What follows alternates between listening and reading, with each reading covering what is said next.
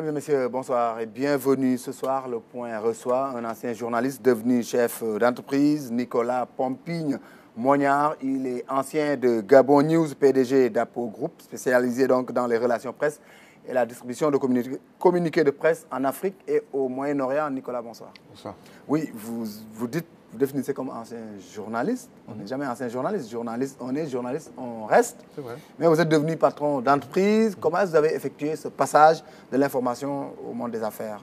Écoutez, en 2005, j'ai été nommé correspondant de Gabon News à Paris. Je couvrais non seulement la France, mais aussi l'Europe.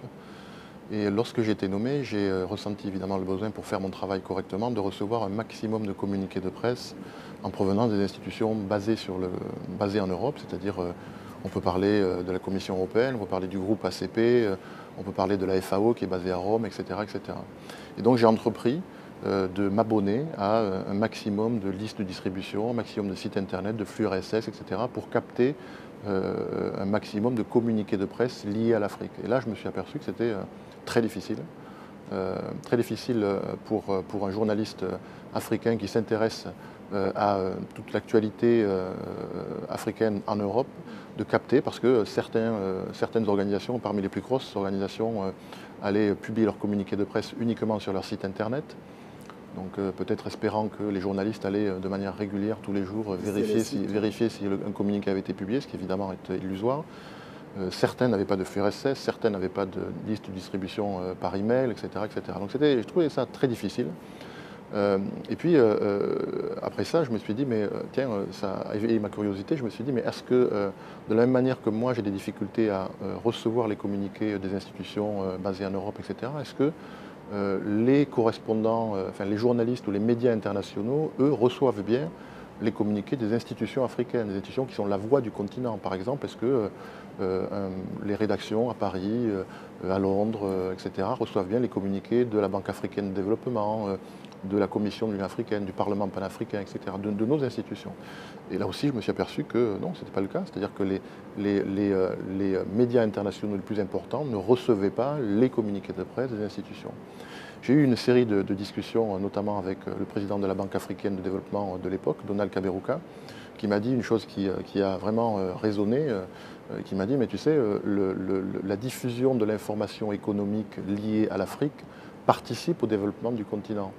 Et il se trouve que les communiqués de presse sont un format très particulier de communication et en général, en règle très très générale, 95% des communiqués de presse annoncent de bonnes nouvelles.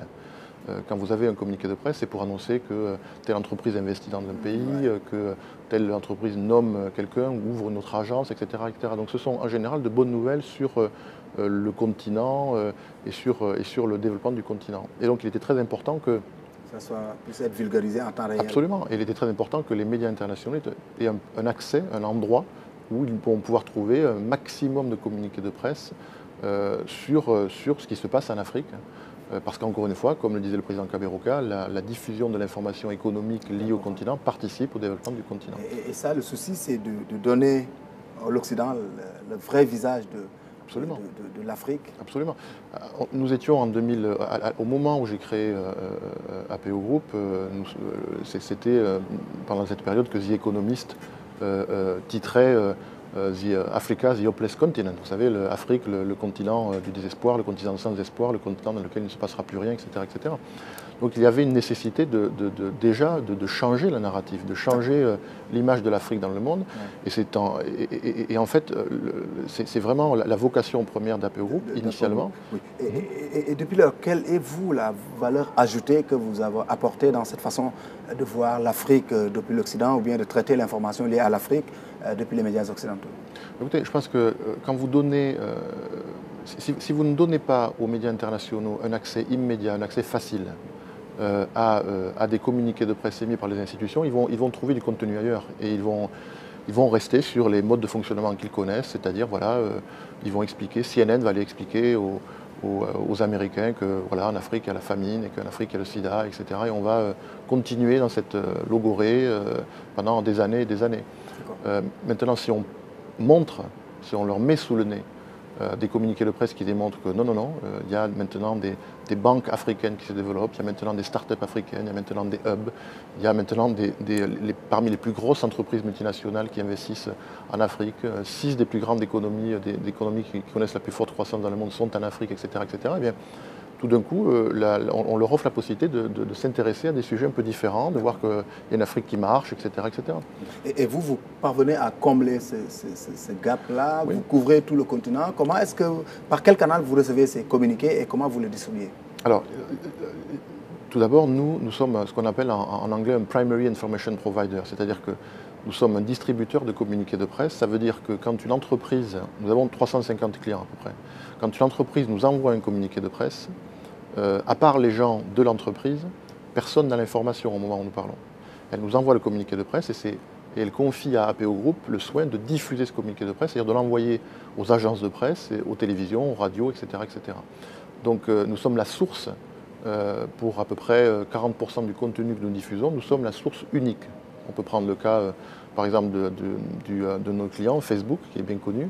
Lorsque Facebook a annoncé le nom de son premier CEO pour l'Afrique, eh bien, au moment où APO a reçu le communiqué de presse, personne ne l'avait. Et c'est APO qui a annoncé, Facebook a utilisé nos services pour annoncer au monde que Facebook a nommé un CEO pour l'Afrique, etc. Nous sommes la source pour des milliers de médias, non seulement en Afrique, mais aussi dans le monde. Mais est-ce que vous travaillez avec les gouvernements africains dans le cadre des politiques publiques aussi? Alors nous travaillons avec quelques gouvernements. Je dois dire qu'à l'heure où nous parlons, vous savez, APO Group, une entreprise qui connaît une forte croissance. Nous venons de publier notre rapport annuel. Nous avons doublé notre chiffre d'affaires en 2 ans, ces 2 dernières années. Et en 2018, nous avons enregistré une croissance de 60%. Cette croissance, elle est basée principalement sur un portefeuille de clients qui sont des multinationales. Alors, pour parler d'entreprises qui sont bien connues ici, on peut parler de Orange, qui est un client de très longue date d'APO. On peut parler de DHL, de Facebook, de Uber, de Philips, etc. etc. Et petit à petit, nous ouvrons nos services au gouvernement. Et c'est vrai que depuis quelques années, nous travaillons avec de plus en plus de gouvernements. On peut citer la Guinée équatoriale, par exemple, qui est un de nos clients. On peut aussi citer le gouvernement allemand, qui est aussi un client d'APO. On voit beaucoup de pays quand même qui font passer des reportages de leur politique publique sur des chaînes en Europe et tout ça. Vous en dites quoi à tout ça? Écoutez, je pense que c'est... J'en dis... Est-ce que ça promeut justement la destination Afrique? Écoutez, le public reportage et la publicité sont en totale perte de vitesse. Récemment, je lisais un rapport de la commission pour les publicités au Nigeria, qui vient de publier un rapport il y a quelques mois, en disant que au Nigeria, les recettes publicitaires, enfin les dépenses publicitaires plus exactement, viennent d'atteindre leur plus bas niveau en 5 ans. Donc il y a ça fait écho évidemment au rapport qui a été publié par Nielsen, il y a déjà en 2014, qui disait que bien évidemment les publicités sont beaucoup moins impactantes, ont beaucoup moins d'influence que les articles par exemple.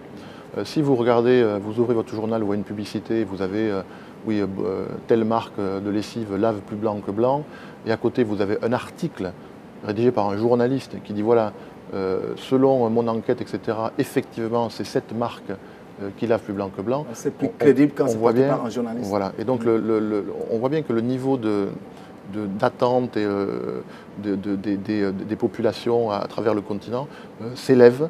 Et l'idée d'avoir la grande pancarte avec marqué voilà, cette lessive lave plus blanc que le magasin, ça ne suffit pas. C'est plus le moyen d'influencer les gens. Et j'ajoute que si on parle maintenant de la publicité sur Internet, bon, il y a ce phénomène de stop pub, comment est-ce qu'on appelle ça? Vous savez, ces logiciels qui stoppent les publicités, hein, je ne sais pas comment on appelle ça en français, mais les ad stop, hein, ces petits logiciels que tout le monde installe et qui empêchent les publicités d'apparaître. Ouais, donc on voit bien que la publicité, ça n'est pas l'avenir et ça pose un vrai défi pour les médias, parce qu'il va falloir trouver... Pour l'Afrique, il faut que les gens écrivent, les articles sont beaucoup plus crédibles selon vous que les publicités. Et pour ça, il faut des journalistes formés. Le continent, c'est aujourd'hui un enjeu important, ça fait l'objet de communication lors de vos face-à-face avec les journalistes de Saint-Louis, de Gaston Berger. BDG et du CESTI à Dakar. Quel est, entre autres, le message que vous êtes venu porter à ces C'est une question, enfin, c'est-à-dire je tire un peu la sonnette d'alarme. Je dis, voilà, nous savons que selon les Nations Unies, la population du continent va doubler d'ici 2050 pour atteindre 2,4 milliards d'habitants. Encore plus important que ça, selon le rapport sur les populations des Nations Unies qui était publié en 2017, en 2100, l'Afrique va représenter 40% de la population mondiale. C'est énorme. C'est énorme. Alors on va recouper ça avec quelques autres informations. On sait qu'aujourd'hui en Afrique du Sud, il y a 400 entreprises américaines qui sont implantées en Afrique du Sud. Il y a 300 entreprises allemandes. Elles se sont implantées depuis plusieurs années déjà, mais maintenant, elles commencent à vouloir sortir de l'Afrique du Sud et vraiment attaquer l'Afrique parce qu'elles voient ce gros gâteau, elles voient des populations qui augmentent, elles voient l'urbanisation, elles voient l'augmentation du pouvoir d'achat, etc. Et on peut citer par exemple, alors je ne peux pas dévoiler le nom, mais je peux citer une entreprise qui est une énorme multinationale qui vient de nommer, qui maintenant commence à s'intéresser à l'Afrique, qui vient de nommer son premier PDG dédié à l'Afrique et qui a assigné à ce PDG la mission de multiplier le chiffre d'affaires par 10 en 5 ans. Et pour ce faire, a doté ce PDG d'un budget communication et marketing de 3 millions d'euros. C'est énorme. Alors, si on coupe tout ça avec ce que nous dit Ipsos, par exemple, sur la consommation au Nigeria, etc., et on nous dit que donc les classes aisées au Nigeria consomment de plus en plus les médias internationaux. Qu'est-ce qui va se passer? On va voir toutes ces entreprises investir en Afrique. Elles vont avoir besoin de communiquer pour développer leur marque, etc. Donc on peut s'attendre à voir dans les 5-10 prochaines années des dépenses massives en termes d'achat d'espaces publicitaires, etc. Le problème, c'est que si dans 5 ans, il est établi que les médias internationaux ont en fait un taux de pénétration auprès des populations aisées, c'est-à-dire celles qui ont le pouvoir d'achat en Afrique, qui est plus important que la chaîne de télévision locale ou le journal local, ou croyez-vous que les multinationales vont dépenser leur budget communication, leur budget marketing? Ou croyez-vous qu'elles vont acheter leur publicité? D'autant que ce sont des entreprises qui se connaissent déjà. Les grandes marques du monde qui aujourd'hui s'intéressent à l'Afrique sont déjà en contact avec CNN, sont déjà en contact avec BBC, etc. etc. Et puis par ailleurs, si avec un interlocuteur, avec CNN par exemple, vous touchez 15 pays, pourquoi est-ce que vous allez vous embêter à signer des contrats dans chaque pays, avec chaque chaîne, etc. etc. Donc on voit bien que c'est possible, que ce scénario se réalise, et il se trouve que s'il se réalise, c'est un scénario qui sera, qui est extrêmement dangereux, parce que ça veut dire moins d'argent pour les médias africains, ça veut dire que s'ils ont moins d'argent, ils ne pourront pas retenir leur talent, ça veut dire qu'ils vont perdre la bataille du contenu. Et puis ça pose d'autres questions qui sont là plus des questions financières, mais qui sont des questions peut-être même plus culture, voilà, idéologique, parce que là, au-delà, absolument. Ces médias aussi sont porteurs d'une certaine idéologie. Absolument. On dit médias internationaux, mais en fait ce sont des médias nationaux, c'est-à-dire ils défendent les intérêts de leur pays. Moi je parle toujours on me reproche, on m'a dit récemment, mais vous parlez toujours de CNN et d'Al Jazeera et de BBC, etc. Mais vous ne parlez jamais de France 24, de TV5, etc. Bon, c'est parce que moi je ne veux pas polémiquer, je suis dans un pays francophone, je veux pas. Voilà. Mais évidemment que quand on parle de médias internationaux, en réalité, voilà, il ne faut pas oublier que ce sont des médias qui défendent et qui assurent la promotion des intérêts d'un pays. Chaque média. Donc chaque média voilà, il dépend de son pays et donc regarde l'actualité africaine et commente l'actualité africaine avec son propre prisme. Absolument. Donc à partir du moment où les Africains consomment plus ces médias-là que leurs médias... Et c'est le cas actuellement. On est plus regardant sur les chaînes étrangères, on consomme plus de contenu étranger. Donc ça c'est extrêmement délétère. Je n'imagine pas un scénario dans lequel ça ne provoque pas une situation extrêmement délétère pour les médias africains, parce qu'au-delà de l'aspect financier, c'est-à-dire moins de recettes publicitaires, et donc ça veut dire, comme je l'ai dit, ça veut dire que perte de capacité d'investissement, on ne peut plus acheter les dernières caméras, on ne peut plus avoir les très beaux studios, on ne peut plus payer les meilleurs journalistes, vont aller travailler ailleurs, etc. Donc ça c'est l'aspect financier. Mais au-delà de ça, il y a l'aspect lié à la souveraineté, c'est-à-dire que se passe-t-il dans un pays le jour où la population du pays apprend ce qui se passe dans le pays à travers les médias internationaux et pas à travers ces médias. Ça pose un problème de souveraineté. C'est très souvent le cas aussi. Voilà. Et le troisième problème, je pense, c'est un problème on va dire, d'acculturation. C'est-à-dire que voilà, si on ne fait pas attention, dans quelques années, les enfants africains apprendront l'Afrique à travers les reportages de CNN, etc., etc. Je pense que ce n'est pas ce qu'on veut. Et que faut-il faire pour le continent pour se protéger de... Écoutez, ça c'est la question qui m'est posée à chaque fois que je tiens une conférence. Moi, je n'ai pas la réponse. Vous avez un point de vue dessus. Très naturellement, et je m'en suis amusé, évidemment, bon, je suis un peu plus âgé que ces étudiants que je rencontre, donc j'ai vu un peu plus de choses. Mais assez naturellement, durant les 2 conférences que j'ai eues ici au Sénégal, à un moment de la discussion, il y a toujours un étudiant d'une vingtaine d'années qui lève la main, qui dit oui, mais moi j'ai la solution. mais bon sang, mais c'est bien sûr, il faut créer un média panafricain.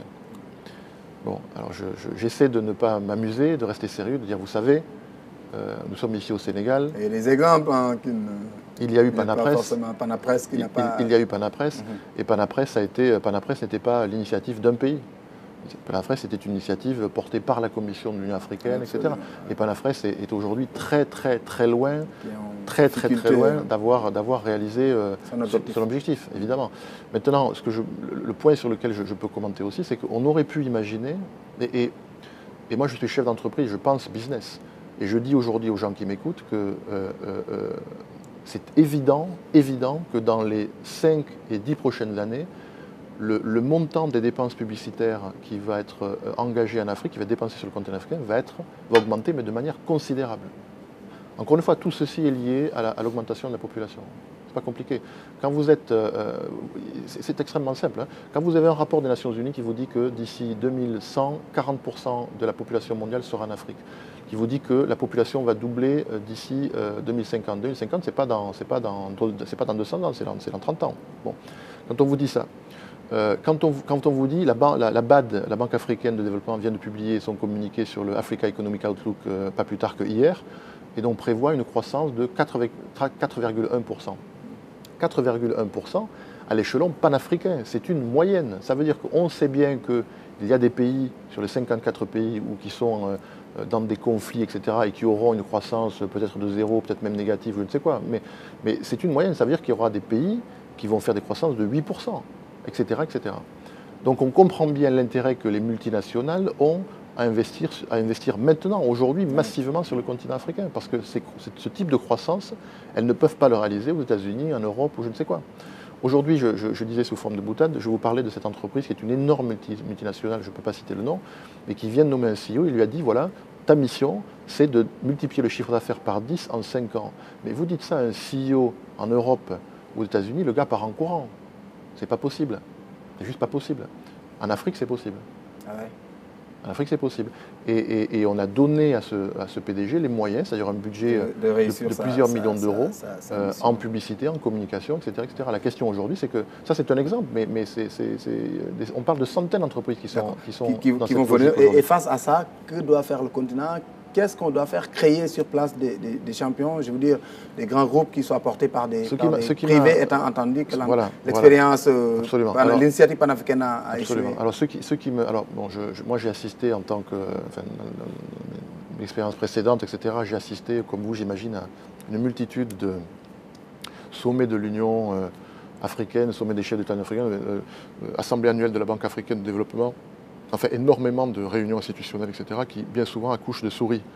Ou alors l'implémentation, la mise en place pose problème, etc., etc. Et donc on pourrait imaginer, et c'est ce que j'essaie de dire tout à l'heure, on pourrait imaginer aujourd'hui, et ce n'est pas un appel que je lance, mais quand même s'il y a des chefs d'entreprise qui nous écoutent, on pourrait imaginer une entreprise privée, ce que le public, l'initiative publique ou les États n'ont pas réussi à faire. Aujourd'hui, voilà, aujourd'hui, un média qui se voudrait réellement panafricain et qui serait capable d'offrir une couverture, etc., etc., un média généraliste. Je dis ça parce que je ne pense pas que CNBC Africa puisse accomplir ce rôle-là. Enfin, voilà, je ne pense pas que CNBC soit en fait en position de faire ça. Mais un média qui serait réellement panafricain, et quand je dis réellement panafricain, pas besoin d'être dans 54 pays. Bon, il y a des pays qui sont quand même plus importants que l'autre, etc. Aujourd'hui, si vous êtes présent dans 35 pays, vous êtes présent dans les 35 pays qui intéressent ces multinationales. Ce média-là peut se tailler la part du lion dans ces budgets publicitaires qui vont augmenter considérablement. Et par rapport à l'information, vous parlez d'institutions africaines, la BAD, tout ça, mais on se rend compte que le problème des médias en Afrique, c'est l'accès à l'information. C'est des gens qui sont très souvent verrouillés, qui ne parlent que quand ils estiment devoir le faire, mais qui ne parlent pas quand la presse estime devoir avoir de l'information. Pendant ça, ils sont plus prompts à s'ouvrir aux médias occidentaux. Moi, j'ai constaté cela. Aujourd'hui, décrocher le président de la BCEAO sur un plateau de télévision au Sénégal, c'est un problème. Mais je comprends. En revanche, ils vont très certainement dépenser des millions pour l'Europe, pour un public reportage dans Jeune Afrique. Je suppose. Je suppose que c'est le ça qu'on... Et comment vous trouvez cela face à ces défis liés au contenu, liés à l'information qui doit soutenir ou sous-tendre ces processus de développement dans nos États? Je pense que et là je m'adresse aux communicants, les professionnels qui détiennent ces budgets-là. Je pense que c'est une erreur. Je pense que c'est une erreur. Je ne vais pas entrer dans les détails. Moi, vous savez, je suis un ancien journaliste. Ça fait 10 ans que je fais ce que je fais. J'ai 300 clients. J'ai conseillé les plus grandes entreprises. Vous êtes maintenant complètement les plus grandes multinationales. Dans les affaires, oui. Vous êtes en Europe. Est-ce qu'on peut penser qu'en Afrique, vous développiez ce système de distribution de communiqués de presse inter-État? Le service de distribution de communiqués de presse d'APO, c'est un service qui est destiné aux médias africains. C'est-à-dire que nous, on diffuse les communiqués de presse des institutions internationales, enfin de nos clients, auprès des médias africains. Et nous sommes actifs en Afrique et est-ce qu'il peut y avoir un compartiment intra-africain, quoi? Je veux dire, qui permettent peut-être de distribuer les communiqués ivoiriens. Mais nous avons des clients africains. Alors, l'immense majorité de nos clients sont des entreprises qui sont basées aux États-Unis, au Royaume-Uni, à Dubaï, etc., etc. Mais Dangote, par exemple, est notre client depuis plusieurs années. Quand vous voyez passer des communiqués de presse Dangote, si vous lisez une information sur Dangote, il y a 80% de chances qu'elle ait été initialement distribuée par APO. Quand Aliko Dangote va aux États-Unis, c'est nous. Dangote était en interview dans Time Magazine, qui est un des plus importants médias du monde. Ça a été organisé par APO. Donc voilà, quand vous voyez le président de la Banque africaine de développement sur des médias internationaux, etc., la plupart du temps, c'est organisé. C'est vous qui êtes derrière. Oui, bien sûr. Est-ce que vous les sensibilisez pour qu'eux aussi ils fassent le même déplacement pour les médias africains? Nous considérons que c'est très simple. Hein, le jour où les médias africains, où il n'y aura plus de médias africains, où ils seront trop faibles, c'est là peut-être qu'on s'apercevra que voilà. Comme je vous le dis, aujourd'hui, je pense qu'il n'y a pas plus inefficace qu'un public reportage dans les médias, dans les journaux que vous avez cités. Il faut des journalistes donc, qui écrivent, et c'est ça que vous avez dit à ces étudiants-là, formez-vous, soyez de très bons journalistes. Bien sûr. Ce que je leur ai dit, c'est qu'il va y avoir, il faut attendre à une compétition. Les meilleurs d'entre eux seront en mesure de jouer la compétition, de dire à leur patron, écoutez, moi, je suis le meilleur, je suis celui qui produit plus d'articles que les autres, de meilleure qualité, ou celui qui se débrouille pour avoir plus d'informations que les autres, etc. etc. Donc maintenant, si vous ne me payez pas comme il faut, j'irai ailleurs, etc. etc. Mais je pense que c'est une situation. Il faut partir de l'idée que souvent on oublie que les médias sont des entreprises. Hein. Alors, il ne faut pas croire que souvent les gens croient que les médias. Non, les médias, initialement, ce sont des entreprises. Il faut qu'elles gagnent de l'argent pour pouvoir payer leur personnel, etc., etc. Et elles ont besoin, ces entreprises, d'investir dans les technologies, dans les talents. Elles ont besoin de se digitaliser, etc., etc. Il se trouve qu'aujourd'hui, encore, la majorité des recettes des médias sont les recettes publicitaires. Alors, il y a une discussion aussi sur le modèle. Hein.